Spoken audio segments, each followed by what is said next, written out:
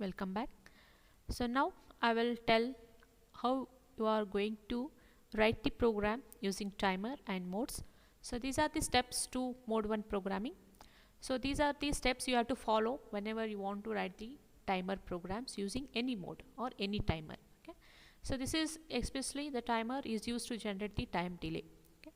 So the first point is that load the tmod value register indicating which timer, that is timer 0 or timer 1, is to be used and which timer mode 0 or 1 is to be selected. So before starting the count, first you have to write the instructions for tmod value. Okay, so when you write the values or instructions for tmod value, you will come to know whether which timer you are going to use and which mode you are going to use. So you have to indicate which timer and which mode you are going to use to write the program by using tmod register. So you know tmod register is of 8-bit, and you know each bit of tmod register where 4 lower bits is for timer 0 and 4 upper bits is for timer 1. Okay. So using that register, you have to indicate which timer you are going to use and which mode you are going to be selected. After putting the value in tmod register, you have to write next instruction, that is load registers TL and TH with initial count value. So I told initial count, it's left to you. You can choose either 000 or in the range of 0000 to FFF. So you have to choose the initial count and you have to load that initial count in TL and TH. First you have to load in TL register, which is a lower byte. Then you have to load in TH register, which is a higher byte with respect to timers. Okay. After loading the values, you have to start the timer. Again, to start the timer, I told the instructions is set B, SETB. Suppose you are using timer 0, SETB TR0. Suppose using timer 1, SETB TR1. By using those instructions, you have to start the timer. Once the timer is started, the value, whatever the value, initial value you loaded in TH and TL, starts counting up to the maximum value. So once it start counting up, you have to keep monitoring the timer flag. Okay. So timer flag is connected whether to check whether the value is going to be overflow or not. Okay. So when you start monitoring the timer flag, so when TF is equal to 0 means it is understood the values are not overflowing or rolls over. So when TF flag becomes 1, you will come to know that values are overflowing or rolls over. So that time you have to immediately stop the timer. So to monitor this TF flag, you have to use this instruction, that is JNB TFX comma target. Okay. So here you are using jump instruction. So you have to jump to the target when TF, that is timer flag, is 0 or 1. So it is jump no bit, means no bit means 0 value in TF, only B means 1 value in TF. So you are writing the instruction called JNB. Okay. So you have to jump to this target when TF flag is no bit, means when TF flag is 0. So you have to be in same loop until TF flag becomes 1. Okay. Once this TF flag becomes 1, you have to get out from that loop. Okay. So when this TF flag becomes 1, when it's overflow from FFF to 0. Okay. So that's why to monitor the timer flag, you have to use this instruction, that is JNB TFX comma target. X, it may be 0 or 1. If you are using timer 0, it will be TF0. If you are using timer 1, it is TF1. Then no bit means the TF is equal to 0. When it is equal to 0, you have to jump to this target. So this is a label. Wherever you want to target, put the label, you have to put. Okay. So once you write the program, you will come to know where the target is labeled. So it will go on jumping to this target when TF flag is no bit, means 0. Once this TF flag becomes 1, once the value overflow or rolls over, TF flag becomes 1, you have to get out from the loop. Okay, get out from the loop when TF becomes high. So once you get out from the loop, you have to stop the timer. Okay, you have to stop the timer, and the stopping of the timer, you have to use the instruction called CLR. If you are using a timer 0, CLR TR0. If you are using timer 1, CLR TR1. Okay. So once you stop the timer, so don't forget to clear the TF flag, because when you stop the timer, clear flag, still it will be having 1. So you have to make it 0 to go for next round. So that's why once you stop the timer, clear the TF flag for the next round. Then go back to the step 2, that is loading register in TL and TH. So same thing, it will continue. How many times you want to count, that much times you can write in the program. Okay. So these are the steps you have to follow to generate the time delay. So next, we'll take one example. So this is an example from Masidi book, that is example 9.4. So I'm using the same example to explain how to write the timer programming using some particular mode. So this is a statement: in the following program, we create a square wave of 50% duty cycle. Okay. So with the equal portions of high and low. So high and low must be, means on and off must be a 50% duty cycle. So and these waveform you have to display in port. So which port? That is P1.5. So P1 is a port 1 and 5 is the 5th bit of port 1. So in the 5th bit of port 1 you have to display that 50% duty cycle of square wave. Okay. So then timer 0 is used to generate the time delay. So here in the question itself they mention you have to use timer 0. Okay. If they are not mentioned, you can take either timer 0 or timer 1 to write this program. So in question itself it is given that you have to use timer 0 to generate the time delay. Okay. Then you have to analyze the program. So next, I already discussed the steps you have to follow to generate the time delay. So in that, the first step is you have to load the TMOD value. Okay. So first you load the TMOD value register indicating which timer 0 or timer 1. So here already it is given timer 0. According to that you have to load the TMOD value register. Okay. And which mode? So here mode is not given, it's left to you which mode you are going to use. Either you can use mode 0. So when you use mode 0, you have to put 0 1 in M1 and M0. If you are using mode 2, you have to put 1 0 in mode M1 and M0. But just now I explained about mode 1, so I will take mode 1 only, that is timer 0 and mode 1. Okay. So how you are going to load? So this is a format of TMOD register. So gate C bar T M1 M0 is for timer 1 and gate C bar T M1 M0 is for timer 0. So how we are going to load the value? So in question is given you have to use timer 0. So here this is a 4 bit is for timer 1. So I will put all 0 because I am not using that timer 1. Then I will concentrate only on timer 0. Okay. So now when I put gate is equal to 0 means I am using a software method, okay, to start and stop the timer. So gate is usually for starting and stopping the timer, and it can be done either in hardware or software. So now I am doing with respect to hardware, means I am writing the instructions to start the timer and stop the timer. So that's why gate is equal to 0. Okay.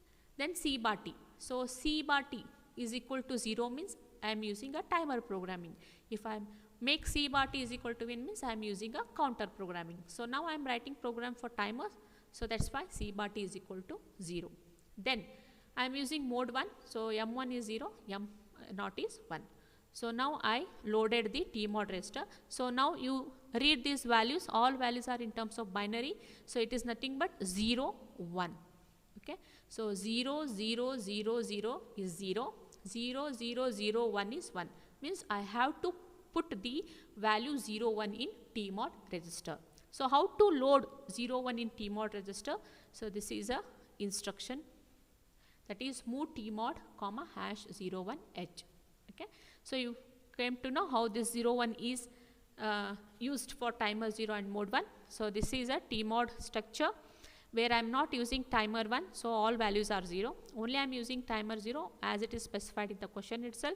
So I am using for starting and stopping the timer in terms of software. So gate is equal to 0. I am using timer programming. So C bar T is equal to 0. And I am using mode 1. So M1 and M0 are 0, 1. So what's the value I got? 0, 0, 0, 0 means it is 0. 0, 0, 0, 1 means it is 1. Means I have to load 0, 1. The value is always, it will be in terms of X. I have to load this value in TMOD register so that you can select mode timer 0 and mode 1.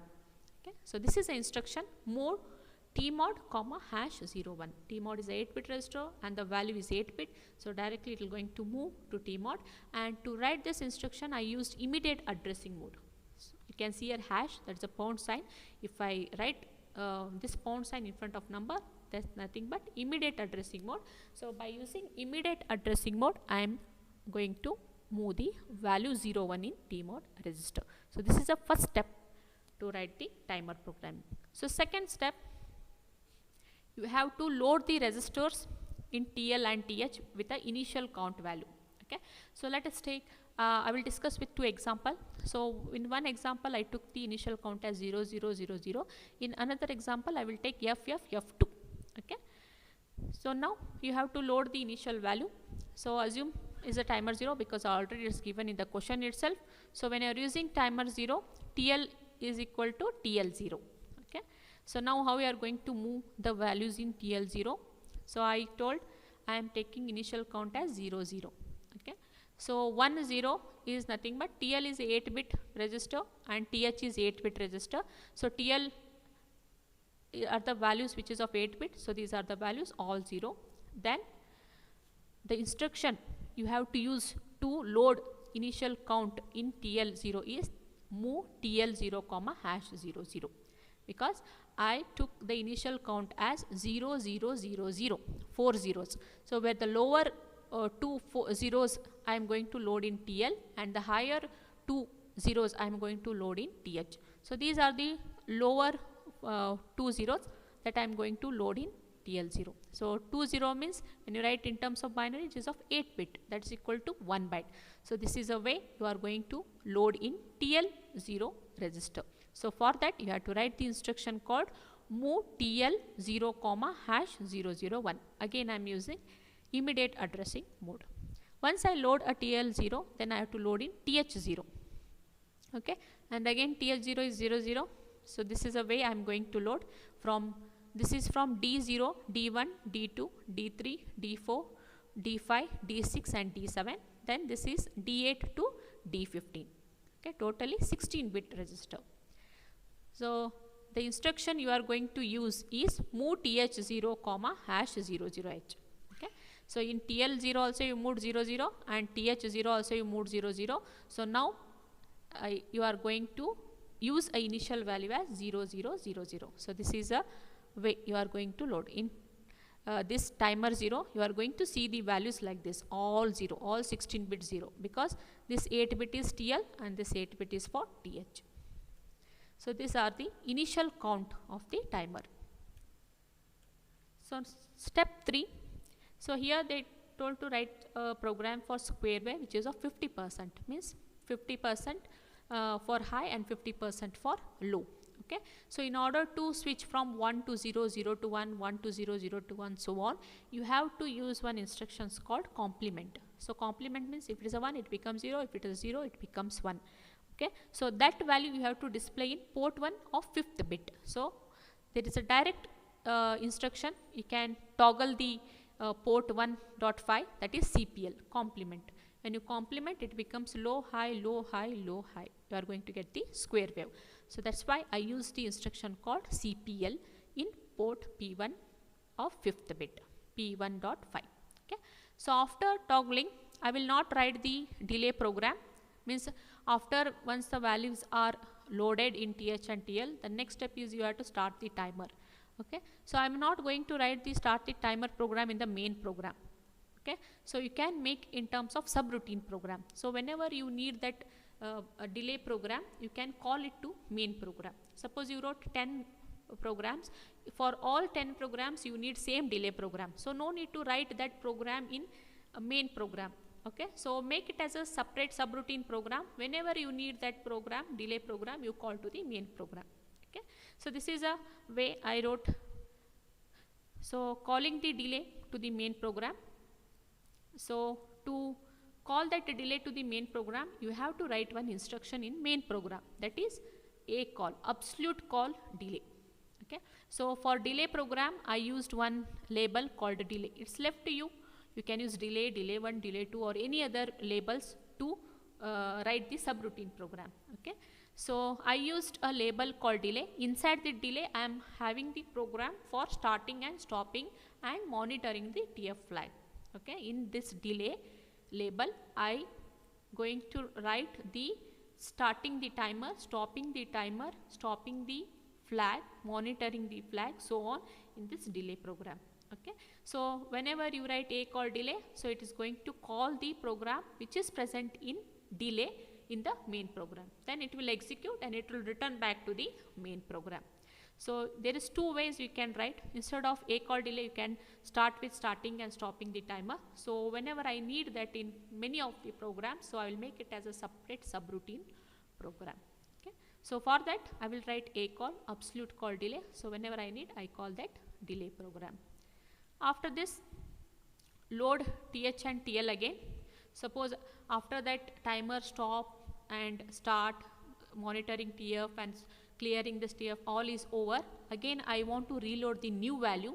So for that also you can write the instruction in the main program also. Okay, so that is load TH and TL again. Okay, so this is load TH and TL again means already you wrote in step 2 by loading TH and TL. So again no need to write the program, directly you can make the loop. Okay, so that is by using S jump here, that is short jump. Okay, here means this here is going to point where you are loading TH and TL. Okay. So this is a program which will come in main program. So now we'll see how you are going to write the delay program in timer 0. Okay. So first one is start timer. So already tmod is loaded. So it is nothing but timer 0 and mode 1 you are using. That is already indicated in tmod register by moving 0 1 value. Then you loaded the initial value as 0 0 0 0 in TH and TL. Now you have to start the timer. So that timer programming starting stopping is written in the delay. Okay, capital delay, DELAY, can use any label. So in delay you have to start the timer. So to start the timer, this is the instruction. So I told to start the timer, the instruction is used is set B. Okay, and here I am using timer 0, that's why it is a TR0. Okay, so now initial value is loaded, tmod is loaded. Now you have to start the timer. So once the timer is started, so it will start counting from initial count to final count. Then what you have to do, you have to monitor the flag, that is TF0. Okay, so when it's 0, okay, you come to know the number, the count is not overflowing. So once it becomes 1, immediately you have to stop the timer. So that's why you have to monitor timer 0 flag until it rolls over. Okay, so the instruction is already I discussed, that is JNB TF0 comma again, means it will be in same loop until TF0 becomes 1. Okay, no bit means 0. So if TF0 is no bit means 0, it has to jump to again. Okay, suppose if I use pointer, so TF is 0, no bit, so it will jump to again. Okay, it will jump to again when TF is equal to 0, means no bit is nothing but 0, B is nothing but 1. So once TF is equal to 0, it will jump to again. Again means here it is a label is pointing to same instruction, means it is going to do operation in the same loop. Okay, so once TF becomes 1, it will not jump to again, it will execute the below instruction which is present below the JNB. Okay, so next, once TF flag TF0 becomes 1, you have to stop the timer. So the instruction is CLR TR0. Okay, so once a TF0 is 0, it will be in same loop, that is it is going to jump to again. Where is again? Again is in front of the same instruction. Again it will jump, again means it is in the same loop. Once the TF0 becomes 1, it will not jump to again, it will execute the next instruction below to this JNB. Okay, so the below to this JNB is a CLR TR0, means it will stop the timer. So the count is overflowing, rolls over, so that's why it has to stop the timer. So how to stop the timer? By using this instruction called CLR TR0. Okay. Next, once you stop the timer, don't forget to clear the TF0. Okay, so this is the instruction CLR TF0 means clearing means you have to stop the TF0 also, means you have to load 0 in that TF0 to go for one more count. Okay, next return. So whenever you write the subroutine program and that program you are calling in main program, compulsorily in the subroutine program the last instruction must be RET, return. If you don't write this RET, means it will not go to the main program. Okay, so in main program below a call delay there are some instructions to be executed. So that time if you don't write this RET instruction, so the instruction below this a call delay will not be executed, because it will not return to main program only. So whenever you write any subroutine program, compulsory the last instruction must be RET. Okay, last instruction must be RET. So once it execute RET, it will go back to the main program and it will execute sjump here, and it will execute, it will start executing from sjump here. Okay, so this is a program you have to follow. So this is a what I discussed now. So I wrote in terms of program. So first you came to know how 01. So 01 is loaded in M1 and M0 of timer 0. So that's why you are selecting timer 0 and mode 1. So 01 you have to move in T-mode register. Okay, then after loading the T-mode register, you have to load the initial count. So in TL and TH. So first initial count must be loaded in TL0. Okay, so 00 is loaded here. Suppose if you take initial count as 0000, first last two bits of 000 must be loaded in TL, then it has to be loaded in TH. So these are the instruction. So once it is loaded, according to question, it has to be toggle, means it has to get high and low portions, means square wave. So they mentioned you have to show those values in port 1 of 5th bit. So that to toggle the value, there is a one instruction called CPL. Okay, so use CPL P1.5. Okay, so it is going to give the square wave in P1.5. Then instead of writing the delay program, so I will call that delay program in the main program.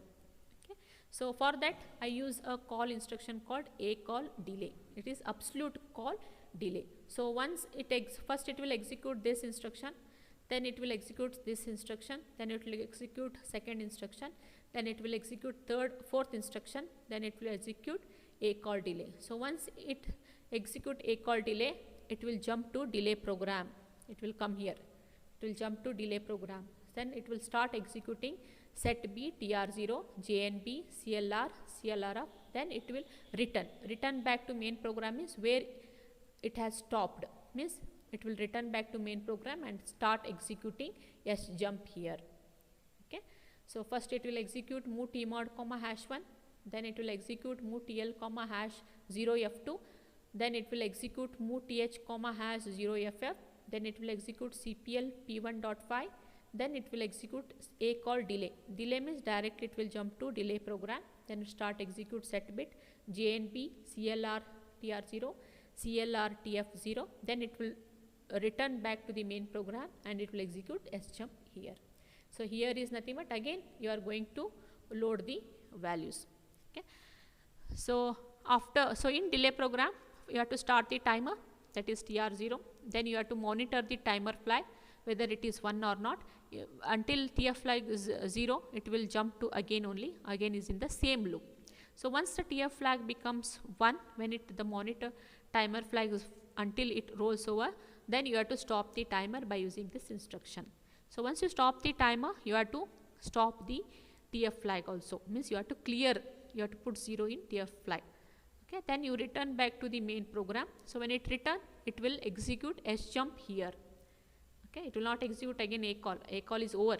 So when it return, it will come to the instruction below this a call delay, then it will execute sjump. S is short jump. So short jump you can use in the main program. Okay, so short jump when it execute here, so here means here it is a label and it will start execute the main program from the starting. Okay, this is how you are going to write the timer program. And you can ask that why I wrote 0 in front of F. So whenever when you write 0 F2 means it will not take more than 16 bit, it will take only F2, because whenever you are writing the values in front of hash, so if the value, first value, so here the first value is hex means you have to write 0. If the first value is number means no need to write 0. Okay, but while taking microcontroller, while taking, it will take only F2, it will not take 0 F2, it will take only 16 bit. So when you have to write 0, when the first value is hex, then only you have to write 0. Okay, here also you can see the first value is 0, and it write 0. So here I used a initial count as 0 0. Here I used initial count as 0 0. Now in this program I used initial count as F F2. Okay, so how you are going to write F F2? So F2 is a lower bytes, so that has to be loaded in TL, where upper FF bytes has to be loaded in TH. So you can see two programs where I used same instructions, but I changed the initial count. So here I used the initial count as 0 0 0 0. In this program I used the initial count as F F2. Okay, that is F F2, because if you see the structure of mode 1, so first is TH, then it is TL.